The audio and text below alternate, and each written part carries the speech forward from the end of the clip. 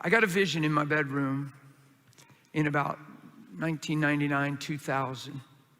It was probably before 2000. I was in my bedroom interceding and praying. I was probably a pastor. It was probably 98, 99. It doesn't really matter. It was way back there. Yeah. I was in my bedroom and I was praying and I was interceding and just praying, being with Jesus. And I had a vision. It wasn't with my eyes open.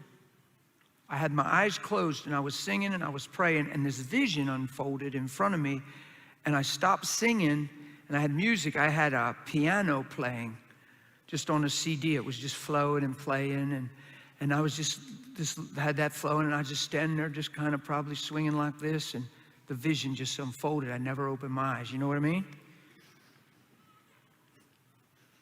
I saw these corridors that were dark and dingy. There were little lamps, kind of looked like a movie scene when you're inside a whole bunch of caves that all meet in a big living space and or all come together. And there was little torches at the mouths of the holes. And there was all these black silhouettes and figures, and there was hysteria. It started to unfold that I could hear them, and there was cursings, and they were freaking out. This group was freaking out.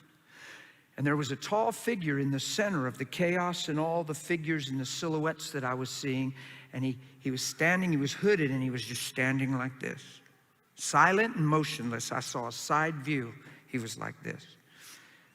You're in a vision. God's given you understanding. I knew it was hell. I knew it were demons. I knew it was Satan. A newspaper came through the vision. Jesus Christ raised from the dead. And a big, bold exclamation point passed right through my vision. A newspaper headline, Jesus Christ raised from the dead. And it just went out of the picture.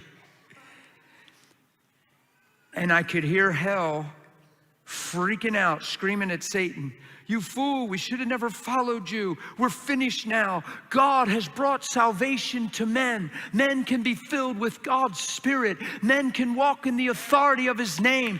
We are destroyed. We are finished." And they were freaking out because when they saw what they did and their eyes were open and all the scriptures came to light, they were freaking out.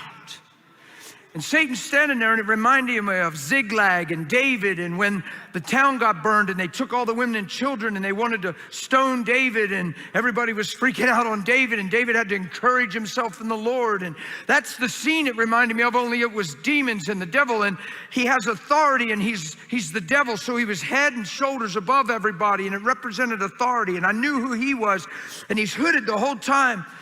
And all of a sudden he lifted his face, and I saw this figure of a face, and it got a sinister look on it.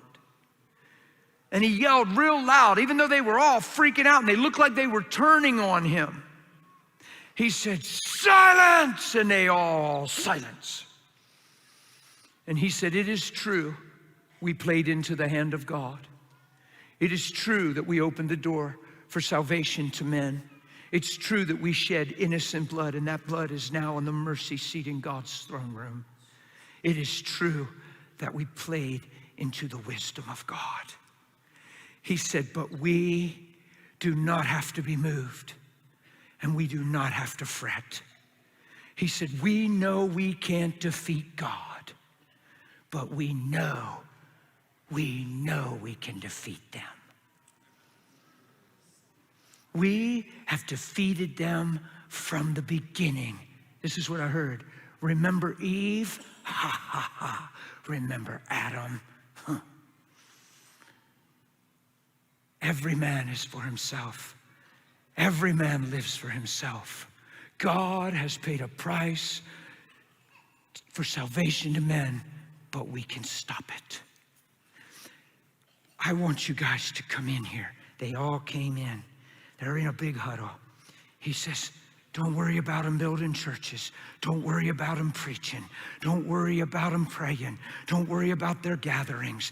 Let them gather. Just keep their hearts far from who He is. Keep them hurt. Keep them frustrated. Get them to compete. Make them argue over their beliefs. Do whatever you can to keep what He paid for becoming real to them. Keep men stuck within men and keep them the same. But let them do what they do toward God, but make sure they're hurt inside, frustrated inside, inside and unforgiveness inside. Come on, guys, we know men. We know them from the beginning. Every man is for himself. We can do this, guys. And by the year, whatever I heard, by the year, whatever what it was, 2098, 99, it'll be no big deal. It'll be an Easter story, but there'll be no apparent change on the earth, even though God crucified his own son.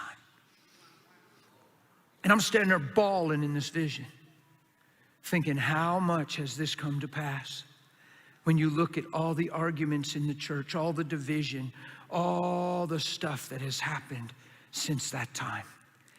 And he huddled them in and he said, we can do this. And it was like a rally before a basketball team or football team. They get somebody in the middle and get everybody fired up, and then they all run out in the field. That's what he was doing. And he said, we can do it, guys, to the four corners of the earth. Keep them blind, keep them deceived, make it all about them. Let their ministries be about what they're doing.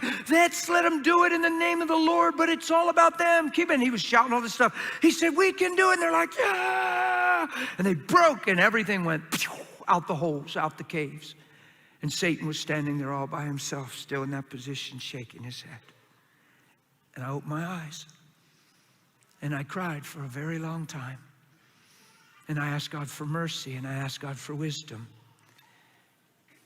Here's why I told you that vision, I believe. Because I don't know, it just got big in my heart. He's succeeded in that vision in many ways. When you hear somebody tell you a story like that, you have to make sure that he's not succeeding that vision in your life. When he says every man loves himself, you have to make sure he's wrong where you're concerned. When he says people don't love God, they need God, you have to make sure, no matter how much he's right, you have to make sure he's wrong where you're concerned. Are you with me? God has done the greatest thing that could be done. And there is innocent blood on the mercy seat of heaven crying out mercy upon men. His blood is speaking better things. So let's go after the better things. Amen? Amen.